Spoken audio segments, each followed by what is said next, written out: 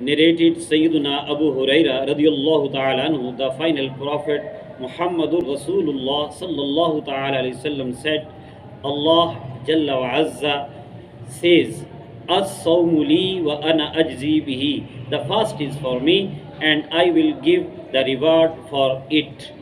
Yad'u shahwatahu wa aklahu wa shurbahu min ajli. As he, the fasting person, leaves his desire, food and drink for me. وَالصَّوْمُ جُنَّةٌ. And the sawm and the fast is a screen from the hell.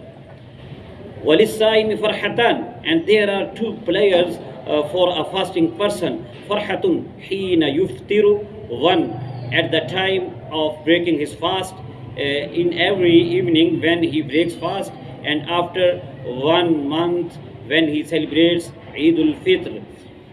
The other, when he will meet his Lord, he will see Allah Azza wa Jalla in Akhirah, in the life hereafter.